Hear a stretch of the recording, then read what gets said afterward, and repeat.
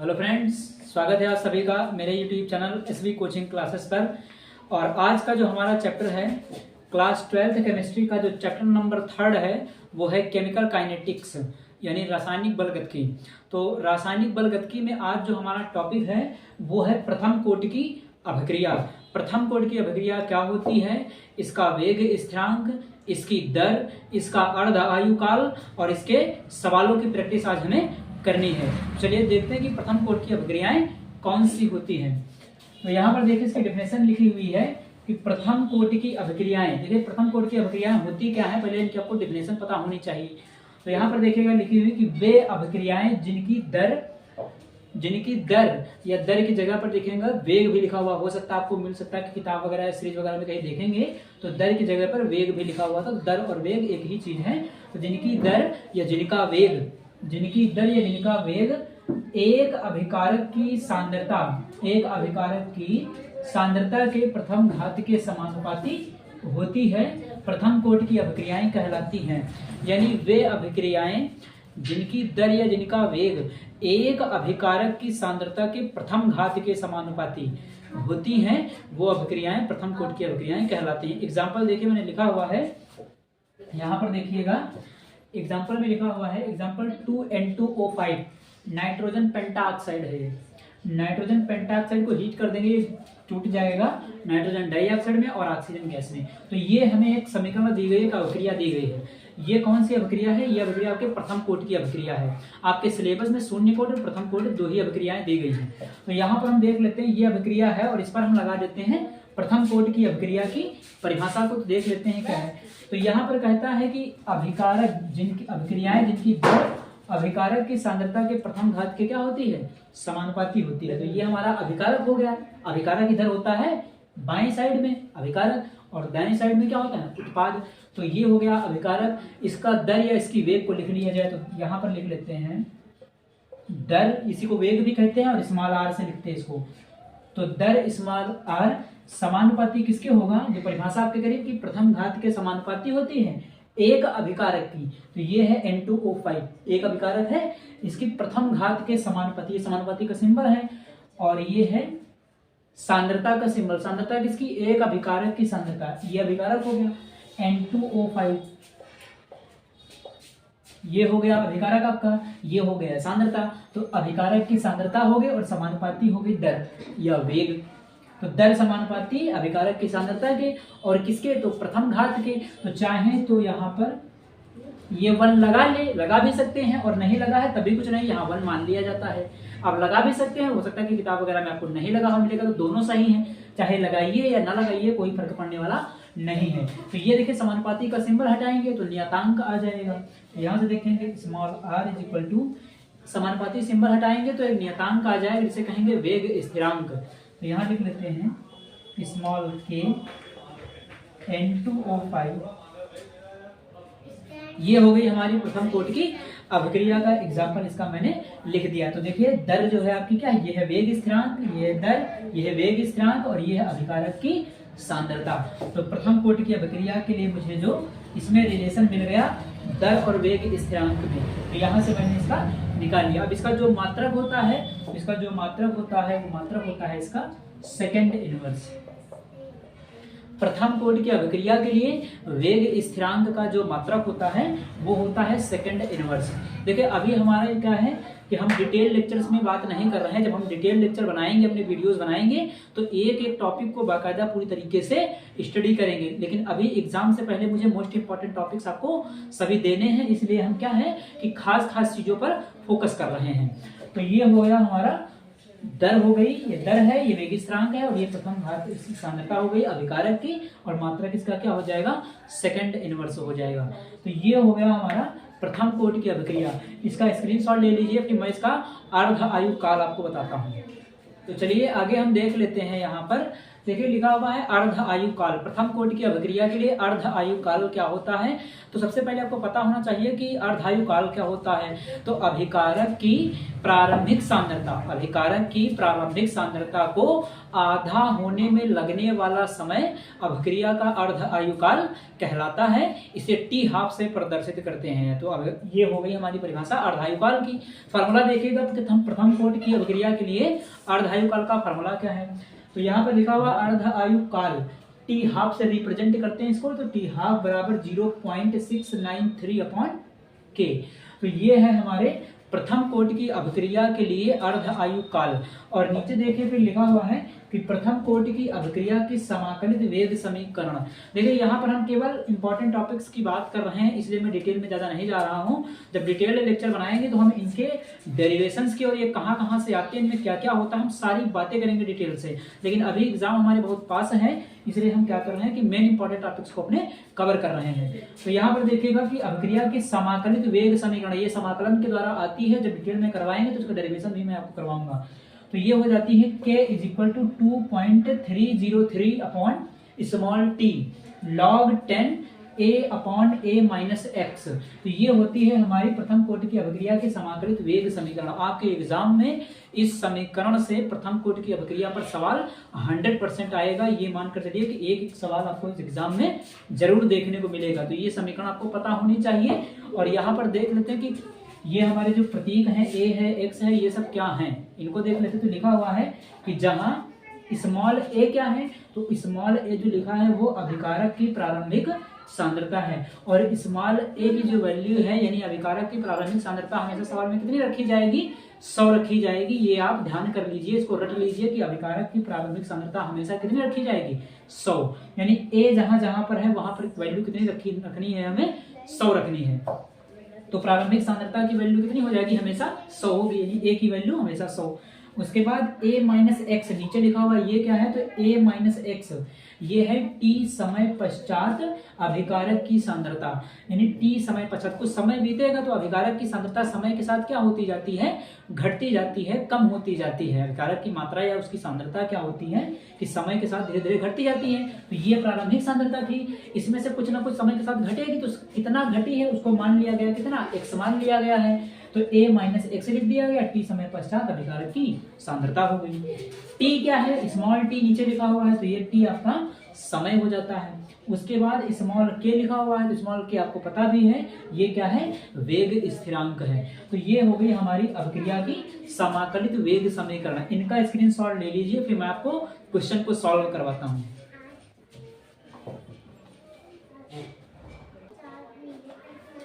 तो स्क्रीनशॉट ले लिया होगा आप लोगों ने। अब देखिए मैंने प्रथम कोटि की अभिक्रिया पर एक न्यूमेरिकल ले लिया है, इसको सॉल्व करते हैं। और इसको सॉल्व करने से पहले एक ट्रिक मैंने लिखी हुई है कि इस तरीके के जो सवाल हैं वो अगर कम नंबर में आते, मान लिया ऑब्जेक्टिव प्रश्न में यही सवाल आ जाए, तब इसको शॉर्ट ट्रिक से कैसे लगाएंगे, क्योंकि एक नंबर के लिए हमें पूरा मेथड तो लगाना है नहीं। तो अगर इस तरीके के सवाल जितने भी हैं अगर विकल्प वाले में आ जाते हैं या कॉम्पिटिटिव एग्जाम में आप बैठते हैं और आसानी जल्दी से आपको लगाना है, तो ये जो ट्रिक्स हैं इनको आप नोट कर लीजिए। मैंने लिखा हुआ है यहाँ पर, मैं आपको बता देता हूँ कि ये देखिए मेरी ट्रिक लिखी हुई है कि क्या लिखा है कि T25% के लिए 0.415 टी हाफ इंटू लगा लेंगे बीच में, तो यहाँ कर लेंगे इंटू टी हाफ, यानी 0.415 into T half. T half क्या है? अर्धायु काल। T50% के लिए T50% is equal to 1 into T half हो जाएगा। उसके बाद T75% के लिए 2 इंटू टी हाफ हो जाएगा। 87.5 T87.5% के लिए 3 इंटू टी हाफ हो जाएगा। T90% के लिए 3.33 इंटू टी हाफ हो जाएगा। तो ये 90% के लिए हो गया। उसके बाद T99% के लिए 6.66 इंटू टी हाफ हो जाएगा। T99.9% के लिए 10 इंटू टी हाफ हो जाएगा। इन सभी का आप स्क्रीनशॉट ले लीजिए। फिर मैं अभी आपको ये सवाल दोनों मेथड से यानी लॉन्ग मेथड भी करके दिखाऊंगा और इस ट्रिक के माध्यम से भी सवाल को सॉल्व करके आपको दिखाऊंगा। इसका स्क्रीनशॉट ले लीजिए इस ट्रिक का। ये ट्रिक बहुत ही काम की है। ये एग्जाम में आपके ऑब्जेक्टिव प्रश्न के लिए मोस्ट इंपॉर्टेंट ट्रिक है। मान लीजिए जल्दी आपको लगाना है तो ये बहुत काम आएगी। स्क्रीनशॉट ले लीजिए इसका। तो चलिए सॉल्व कर लेते हैं इस क्वेश्चन को। इसका पूरा स्क्रीनशॉट हमने ले लिया होगा, मैंने थोड़ा सा मिटा दिया इसको सॉल्व करने में ताकि आसानी हो। हमने इसलिए नीचे की लाइन क्या मिटा दिया। पढ़ते हैं सवाल को। कि किसी प्रथम कोटि की अभिक्रिया को, यानी प्रथम कोटि की अभिक्रिया, पता चल गया मुझे कौन सी समीकरण लगानी है, प्रथम कोटि की अभिक्रिया, सवाल में कह ही दिया। तो अभिक्रिया को 90% पूर्ण होने में 90 मिनट का समय लगता है, यानी अभिक्रिया को, प्रथम कोटि की अभिक्रिया को 90% पूर्ण होने में 90 मिनट का ही समय लगता है। तो 90% पूर्ण होने में 90 मिनट का समय लगता है, तो इसके 50% पूर्ण होने में लगा समय ज्ञात कीजिए। मैंने क्वेश्चन मिटा दिया, आपने स्क्रीनशॉट ले लिया होगा, उसमें देख लीजिएगा। इसके 50% पूर्ण होने में लगा समय ज्ञात कीजिए। तो चलिए इसको सॉल्व कर लेते हैं। पहले हम लॉन्ग मेथड से सॉल्व कर लेते हैं, फिर मैंने जो ट्रिक्स लिखाई है उन ट्रिक्स के माध्यम में इसको आपको सॉल्व करके दिखा देंगे। तो चलिए सॉल्व कर लेते हैं। सबसे पहले हमें करना क्या है कि सबसे पहले हमें 90% के लिए निकालना होगा इसका वेग स्थिरांक, के निकाल लेंगे। फिर उसके बाद 50% पूर्ण होने में, और 50% जब अभिक्रिया पूर्ण होती है तो उसे कहते हैं अभिक्रिया का अर्धायुकाल, है ना। तो चलिए इसको हम लिख लेते हैं। सबसे पहले हम लिख लेंगे, है ना, यहाँ पर लिख लेंगे 90% पूर्ण होने के लिए, 90% पूर्ण होने के, है ना। सबसे पहले हम कर लेंगे 90% पूर्ण होने के लिए, 90% पूर्ण होने के लिए। तो प्रारंभिक सांद्रता तो फिक्स है और वेग समीकरण आपको प्रथम कोटि की अभिक्रिया की आनी चाहिए।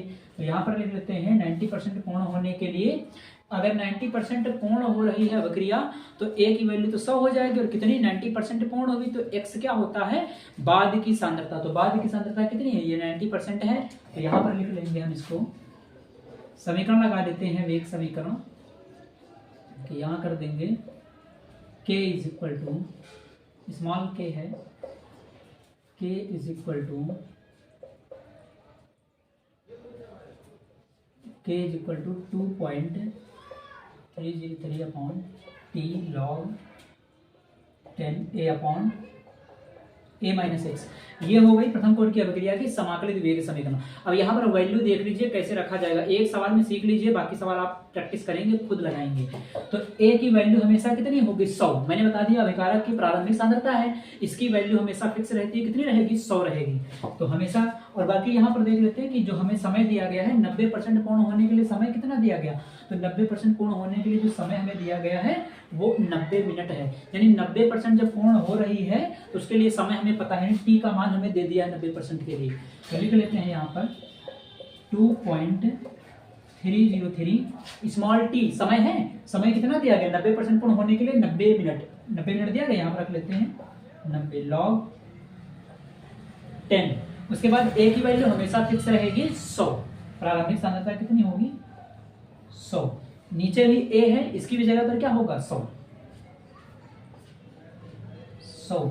अब ये x क्या है, तो कितनी अभिक्रिया पूर्ण हो गई है ना। a माइनस एक्स क्या होता है, बाद की सांद्रता। तो बाद की सांद्रता कैसे निकालेंगे, बाद की सांद्रता निकालेंगे कि प्रारंभिक सांद्रता और माइनस जितनी कंप्लीट हो गई है उसको घटा देंगे इसमें से, तो a कितना हो जाएगा 100, और x की वैल्यू कितनी हो जाएगी 90%। ये लिखा हुआ 90% पूर्ण हो रही है, तो यहाँ पर लिख देंगे 100 माइनस हो जाएगा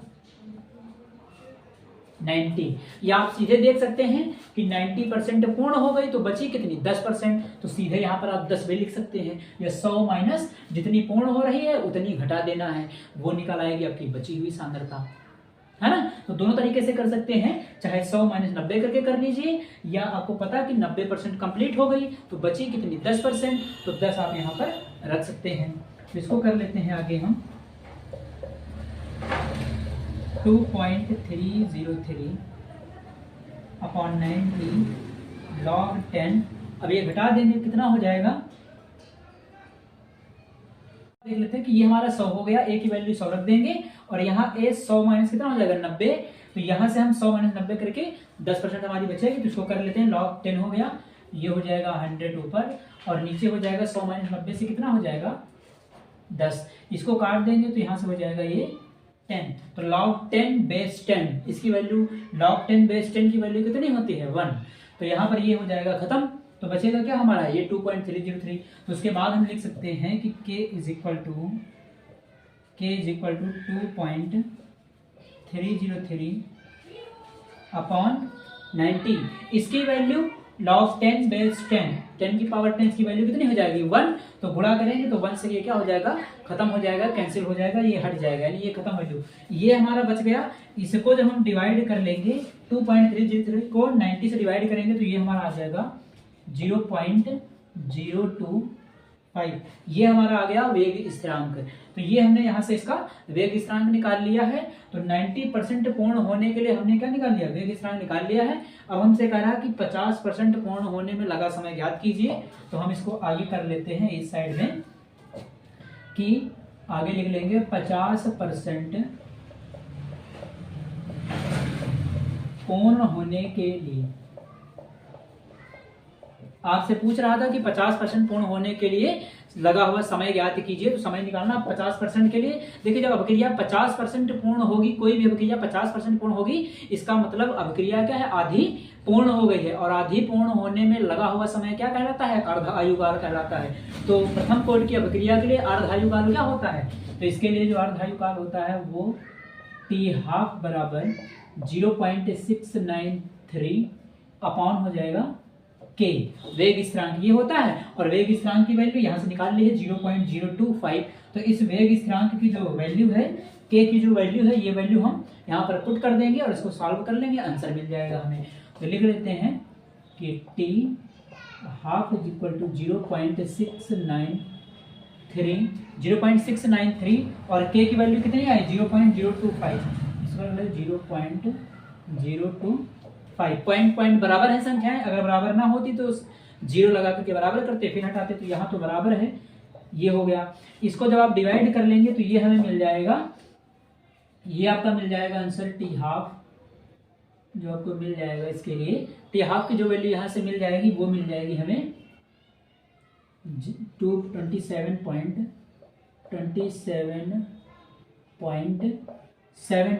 27.72। इसको पूर्ण होने में कितना समय लगेगा, 27.72। या आपके एग्जाम में पॉइंट में नहीं लिखा हुआ होता है तो हो सकता है कि केवल और केवल 27 मिनट लिखा हुआ हो, 27 मिनट। ये तो 27 मिनट भी हो सकता है कि आपके एग्जाम में ही लिखा हो, क्योंकि पॉइंट के बाद वैल्यू ज्यादातर मैंने देखा है कि सवालों में पॉइंट के बाद की वैल्यू नहीं लिखी होती है, पॉइंट के पहले की ही वैल्यू ली जाती है। 27 आपका मिनट हो जाएगा। तो ये 50% पूर्ण होने के लिए निकाल लिया। देखिए, मैंने इस मेथड से लगा दिया, आप इसको एक और मेथड से लगा सकते। 50% पूर्ण हुई थी तो इस बार यहाँ पर x की वैल्यू कितनी रखते, 50 रखते, तो यहाँ से इसकी वैल्यू क्या निकाल लेते, फिर से हम निकाल लेते यहाँ से वैल्यू t की। आप ये k की निकाल लिया था यहाँ से, और यहाँ से हम वैल्यू t की फाइंड कर लेते, k की वैल्यू निकाल करके यहाँ से सीधे t की वैल्यू निकाल सकते थे, या T½ निकाल लिया तो वो भी सही है। तो इस मेथड से भी लगा सकते थे और 50% रख करके पूरा कैलकुलेशन जैसे ये किया है ऐसे भी कर सकते थे। तो ये तो हो गया हमारा लॉन्ग मेथड। अब मैं उस शॉर्ट ट्रिक से इसी सवाल को आपको सॉल्व करके बता देता हूँ, ताकि आप ट्रिक से भी सवाल को सॉल्व करना सीख जाएं। इसका स्क्रीनशॉट ले लीजिए, फिर मैं आपको आगे सॉल्व कर देता हूँ। तो चलिए, इसी सवाल को मैं आपको उस छोटी सी ट्रिक के द्वारा लगा करके दिखा सकता हूँ। देख लेता हूँ यहाँ पर, और ये जो है आपके ऑब्जेक्टिव प्रश्न में अगर आता है तो इसको बहुत आसानी से आप कर सकते हैं। तो देखिए, सवाल में दिया क्या गया है कि अभिक्रिया को 90% पूर्ण होने में 90 मिनट का समय लगता है। मैंने आपको ट्रिक में लिखाया था T 90% क्या होता है, 3.33 × T½। तो देखिएगा यहाँ पर लिखा हुआ है, सोल्यूशन में लिख लेते हैं। सोल्यूशन में लिख लेंगे T 90% के लिए हो जाएगा 3.33 × T½ आप पीछे ट्रिक में देखिएगा, मैंने इसके लिए लिखाया है, इसके लिए ये वैल्यू। तो T 90% जो हमारा है, 90% के लिए समय कितना दिया गया, 90 मिनट। इसके लिए समय कितना है, 90 मिनट। यानी इसके लिए हमारा जो कितना मिनट दिया गया है, 90 मिनट दिया गया है ना। और उसके बाद बराबर ये तो हमारा हो जाएगा 3.33 × T½ ये हो जाएगा। तो यहाँ से हमें क्या निकालना है, T½ निकालना है। ये निकाल लेंगे T½ तो ये क्या हो जाएगा, इसके अपॉन में आ जाएगा। यानी ये बन जाएगा T½ = 90/3.33। तो यहाँ से देखिए, पॉइंट के बाद कितनी संख्याएं, 2 संख्याएं। तो पॉइंट हटाएंगे तो ऊपर 2 जीरो क्या हो जाएंगे, बढ़ जाएंगे। तो पॉइंट हटा दिया और 2 जीरो बढ़ गए। इसको जब आप डिवाइड कर लेंगे दोनों को, तो ये आ जाएगा आपका 27.02, ये आ जाएगा। यानी T½ कितना आ गया, 27.02। उसके बाद निकालना आपको कितने के लिए, 90% के लिए मैंने निकाल लिया, ये इतना होगा समय। उसके बाद आपको 50% के लिए निकालना है। तो लिख लेते हैं T 50% 1 इंटू टी हाफ। ये टी 50% के लिए मैंने लिखा है, आप पीछे देख सकते हैं ट्रिक में। तो T 50% is equal to 1 into T half हो जाएगा। तो यहाँ से टी 50% निकालना है तो 1 है, और टी हाफ की वैल्यू कितनी आई है 27.02, ये आई है 27.02। तो ये हो जाएगा, यहाँ पर वैल्यू रख देंगे, आंसर में मिल जाएगा। तो टी 50% 1 इंटू 27.02 ये मल्टीप्लाई कर लेगा, तो ये टी 50% इज इक्वल टू हो जाएगा 27.02। और पॉइंट के पहले की वैल्यू हमें लेनी है, पॉइंट के बाद की वैल्यू नहीं लेनी है। तो इसलिए टी 50% बराबर हो जाएगा 27 मिनट। तो ये इसी सवाल को मैंने ट्रिक से लगा करके दिखा दिया है। 90% के लिए मुझे 90 मिनट का समय दिया गया था, ये वाला लगा करके ट्रिक से यहाँ से निकाले 27.02, और 50% के लिए आपसे सवाल में पूछ रहा था। तो इसके लिए मैंने ये फार्मूला जो ट्रिक में मैंने लिखा हुआ था उसको रख करके सॉल्व कर लिया है। 27 के पॉइंट के बाद संख्याएं नहीं ली जाती, जो भी आ जाए उससे हमें लेना देना नहीं है, हमें केवल पॉइंट से पहले से लेना देना है बस। तो ये 27.02 आया है, तो यहाँ पर क्या होगा टी 50% के लिए 27 मिनट हमारा क्या हो जाएगा, आंसर हो जाएगा। तो इस तरीके से आप प्रथम कोटि की अभिक्रिया के सभी सवालों को लॉन्ग मेथड और शॉर्ट ट्रिक के साथ कर सकते हैं। आप इनकी प्रैक्टिस करिएगा। उम्मीद है कि ये आप सभी को समझ में आ गया होगा। Thanks for watching this video.